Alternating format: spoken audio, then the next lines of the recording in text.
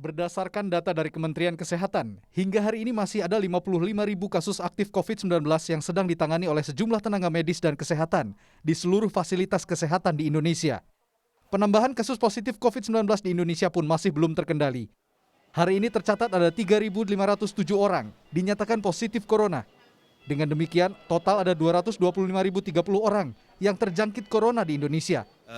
Penambahan kasus positif pada hari ini adalah 3.507 dan jumlah kasus aktif adalah 55.000 dengan persentase 24,4%, di mana kasus aktif dunia adalah 24,57%. Sedangkan jumlah kasus sembuh pada hari ini totalnya sudah mencapai 161.065 atau 71,6%. Sedangkan jumlah kasus meninggal akumulasinya totalnya adalah 8.965 atau 4%. Dari jumlah kasus positif COVID-19 yang belum terkendali, sudah menyebabkan sejumlah tenaga kesehatan, termasuk dokter, meninggal. Ikatan Dokter Indonesia mengklaim sudah ada 115 dokter di Indonesia yang meninggal akibat terpapar corona. Jumlah dokter di Indonesia terendah kedua di Asia Tenggara, yaitu sebesar 0,4 dokter per 1.000 penduduk. Artinya Indonesia hanya memiliki 4 dokter yang melayani 10.000 penduduknya. Jadi rasionya sekitar 1 dibanding 2.500. Begitu juga dengan rasio dokter spesialis yang rendah, sebesar 14,6 per 100.000 penduduk atau 0,13% per 1.000 penduduk.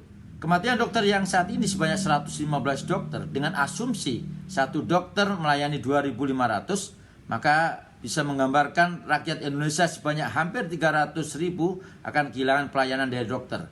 Perlu ada upaya ketegasan pemerintah untuk membuat langkah-langkah konkret di dalam upaya-upaya perlindungan dan keselamatan bagi para dokter dan tenaga kesehatan lainnya.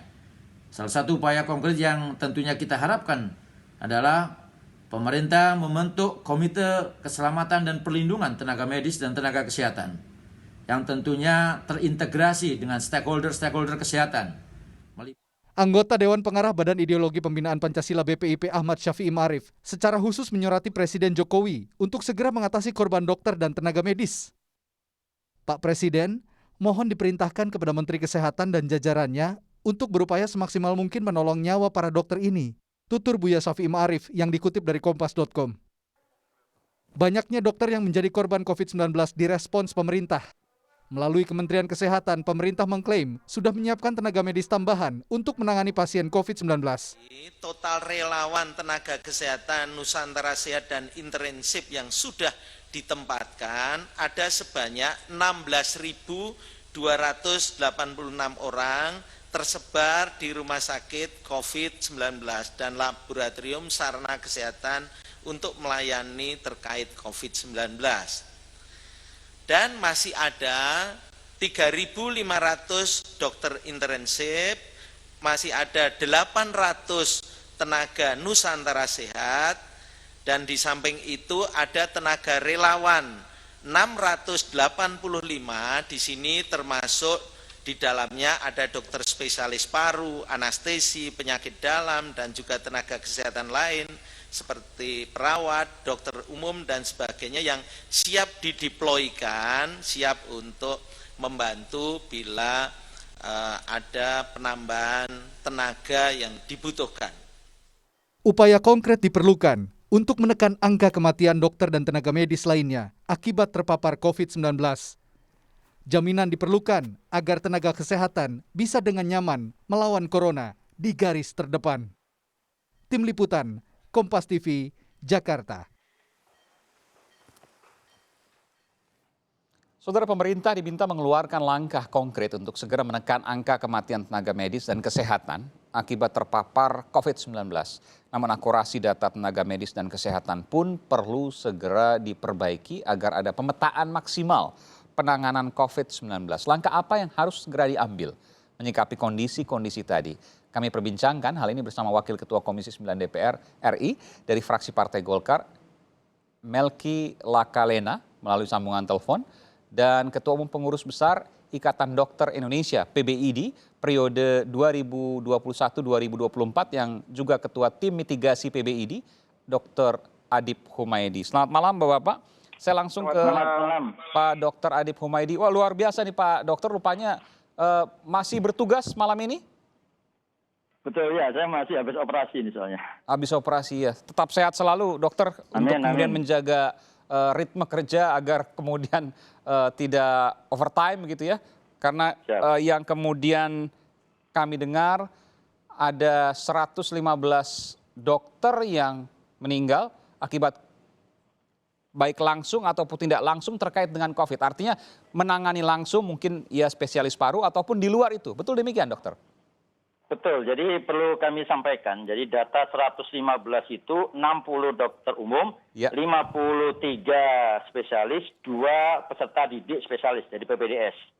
Dan perlu kami sampaikan bahwa yang melayani secara langsung, kalau kita bicara sekarang yang merawat secara langsung di ruang perawatan isolasi, kemudian di ruang ICU, HCU yang perawatan COVID, memang tidak semua. Tapi kita harus sampaikan, walaupun di luar itu ada dokter bedah, ada spesialis ortopedi, ada spesialis saraf yang sebenarnya tidak secara langsung, tapi mereka terpapar juga dari pasien COVID pada saat praktek. Karena apa?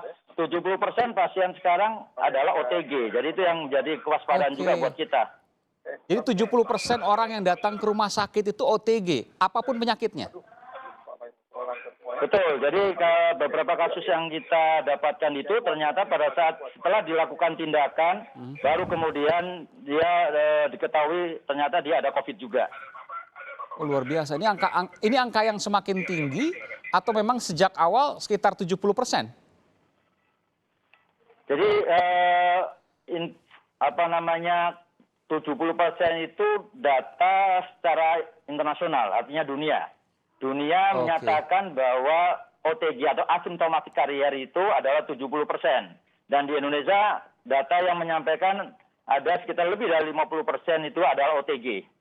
Oke, dan ini kemudian kena ketika kemudian ada di rumah sakit. Dan rumah sakit menjadi salah satu sumber penularan utama ya? Betul, karena kita tahu bahwa artinya kalau kami yang mungkin tidak secara langsung melayani pasien COVID, tapi kami tetap harus melakukan pelayanan pasien-pasien yang non-COVID, di mana kita berada dalam satu rumah sakit yang bukan tidak mungkin di situ juga ada pasien COVID. Nah, disitulah mekanisme crossing penularan yang bisa terjadi pada pasien-pasien dan juga mungkin secara tidak langsung juga akhirnya terpapar pada tenaga medis dan tenaga kesehatan. Pertanyaan awam Pak Dokter, kalau kemudian di rumah sakit menjadi sumber penularan, salah satu sumber penularan utama, kan semuanya menggunakan APD, kemudian kan dokter tentu lebih tahu dari orang awam ketika kemudian bicara pencegahan. Tapi kenapa kemudian virus ini masih menginfeksi para dokter dan kemudian bahkan 115 meninggal? Dokter, bagaimana kemudian menjawab ini? Ya, jadi perlu kami sampaikan bahwa pada saat kemudian kita melakukan pelayanan, memang kita ada protokol atau standar yang sudah ada. Artinya baik dari WHO, baik dari Kementerian Kesehatan, baik dari organisasi profesi pun kami juga sudah membuat ada standar panduan buku untuk perlindungan dokter pada era pandemi COVID ini. Tapi sekali lagi problemanya adalah satu sisi memang terkait dengan standar tadi untuk pelaksanaannya. Artinya kita bicara behavior safety, kita bicara culture safety. Tapi kita juga ada dalam satu tempat di mana ada virus loading. Jadi viral load yang itu bisa tinggi. Kenapa? Karena kita berada di dalam ruang pelayanan yang itu ventilasinya mungkin kurang baik. Terus kemudian tidak ada exhaust, tidak ada air purifier dan HEPA filter karena kita berada dalam satu pelayanan yang AC. Itu juga membawa resiko karena kemungkinan akumulasi virus di dalam satu ruangan itu juga akhirnya menjadi tinggi. Gitu. Jadi ini menjadi perhatian juga. Jadi bukan hanya terkait dengan menjalankan protokol, tapi kita bicara tata kelola ruang. Kita bicara juga nanti tentunya adalah kedisiplinan juga bagi kita. Baik. Ini penting sekali, tata kelola ruang tertutup ya. Apalagi di rumah sakit. Nanti kita akan kembali terkait dengan data-data yang kemudian disampaikan oleh PBID. Saya akan nanti ke anggota Komisi 9 DPR dari fraksi Partai Golkar, Bung Melki Lakalena. Sesaat lagi setelah jeda saya akan segera kembali, saudara.